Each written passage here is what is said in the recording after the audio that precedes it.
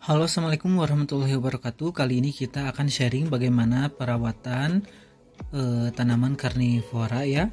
Mau itu Drosera, mau itu kantong semar atau Nepenthes, atau yang paling digemari yaitu Venus flytrap.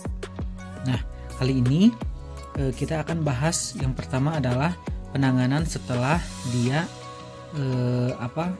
diterima dari kita, dari Kutanam ID sampai ke rumah kalian. Nah, apa yang harus dilakukan pertama kali?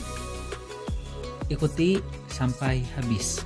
Untuk tanaman karnivora kalau misalkan sudah diterima ya, langsung buka kemasannya dan langsung beri tatakan kayak gini.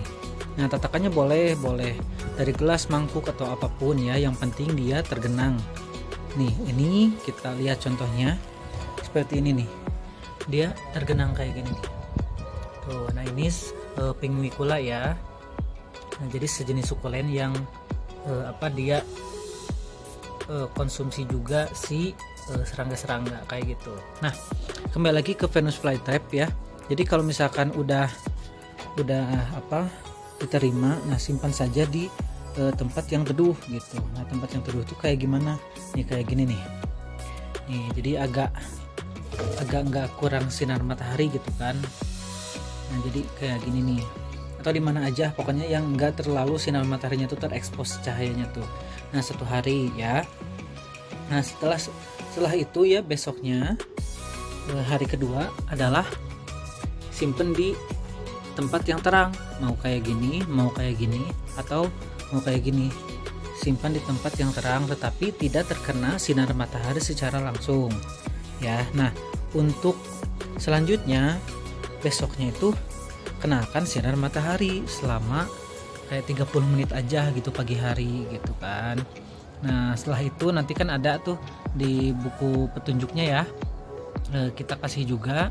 Nah, setelah besoknya hari keempat itu 1 jam, terus besoknya lagi 2 jam gitu, jadi bertahap gitu. Nah, kalau misalkan tidak ada tanda-tanda layu, itu bisa dari pagi sampai maksimal jam 11. Tapi harus diperhatikan juga, jangan kalau misalkan di beberapa daerah kan suka ada di udaranya tuh panas banget gitu kan istilahnya. Nah, itu jangan ya. Jadi paling sampai jam 9 atau sampai jam 10 itu nggak apa-apa. Nah, kalau misalkan sore gimana gitu kan, sore bisa dari jam setengah 4-an sampai jam menjelang jam 6 atau jam 7 ya, yang matahari tenggelam gitu.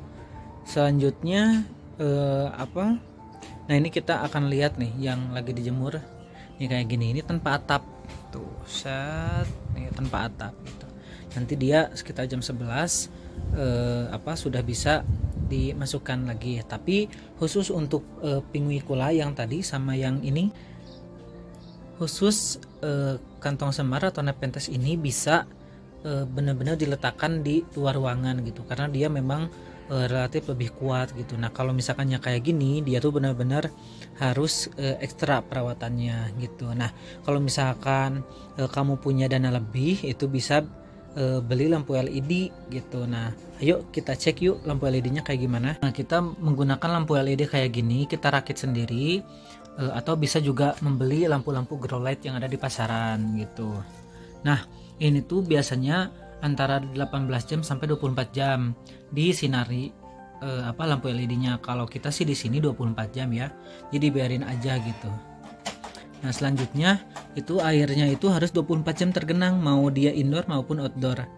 Jadi harus 24 jam tergenang, dan jangan menggunakan air kayak aqua atau club, atau jadi harus air demineral atau non mineral. Contohnya Cleo, Amidis, Aquades, air buangan AC yang bekas AC, sama satu lagi tuh air hujan yang paling murah. Nah, kita tuh biasanya nampung air hujan pada saat musim hujan gitu. Nah, kalau misalkan nggak ada, baru kita beli ke minimarket air Cleo atau Amidis.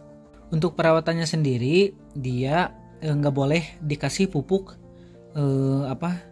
NPK atau pupuk-pupuk yang biasa kita gunakan untuk tanaman lain. Jadi lebih baik kita nggak pakai pupuk ya. Nah, ada sih sebetulnya pupuk yang khusus si tanaman karnivora ini.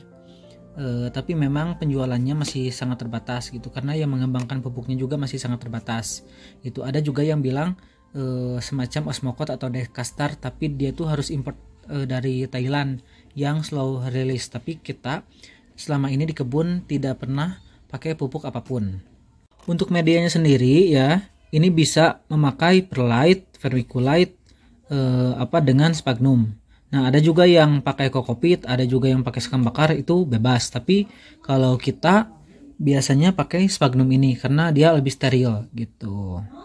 Kalau misalkan masih ada yang mau ditanyakan, silahkan tulis di kolom komentar atau langsung bisa DM Instagram kita di @kutanam.id. Terima kasih. Semoga tanaman kalian sehat-sehat ya. Wassalamualaikum warahmatullahi wabarakatuh.